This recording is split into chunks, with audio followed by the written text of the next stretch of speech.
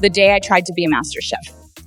So this happened last weekend when I decided I was going to channel my inner Gordon Ramsay and make a fancy 3-course meal for my family. I've been watching way too many cooking shows and got it in my head that I could pull off something impressive, like I was about to enter MasterChef or something. Spoiler. I was very wrong. I planned this whole menu with a salad starter, some complicated chicken dish as the main course, and a fancy dessert that involved making homemade caramel. I went grocery shopping, got all the ingredients, and even put on an apron like I was getting ready to film my own cooking show. The first mistake happened with the salad. I wanted to make a vinaigrette from scratch because the store-bought stuff just wouldn't cut it for my gourmet meal. I mixed olive oil, vinegar, and what I thought was a good amount of mustard. Apparently, I went way overboard with the mustard because when I tasted it, it felt like I got punched in the face by a jar of Dijon. It was so intense that my eyes started watering, but I stubbornly convinced myself it just had a bold flavor and left it as is. Next, I moved on to the main course.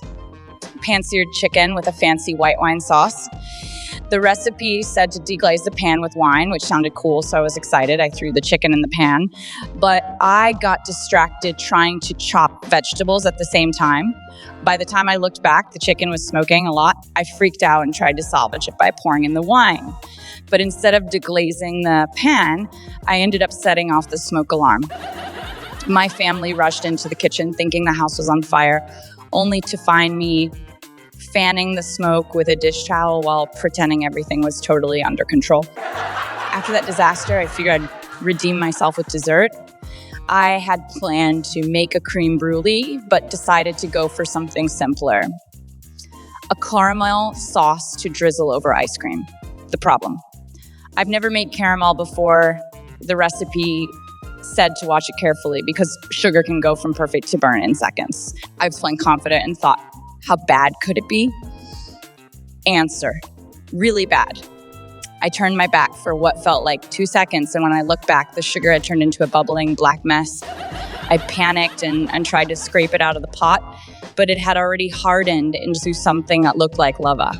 The whole kitchen smelled like burnt sugar, and my fancy dessert dreams evaporated.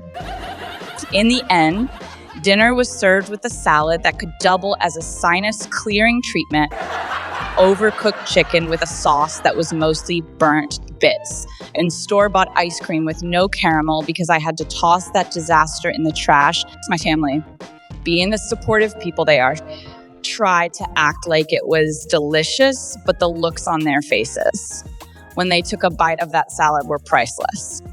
We ended up laughing about it all night, and I officially retired from fine dining cooking back to pasta and frozen pizza for me. Moral of the story: just because it looks easy on MasterChef doesn't mean you should try it at home, especially if your smoke alarm has trust issues.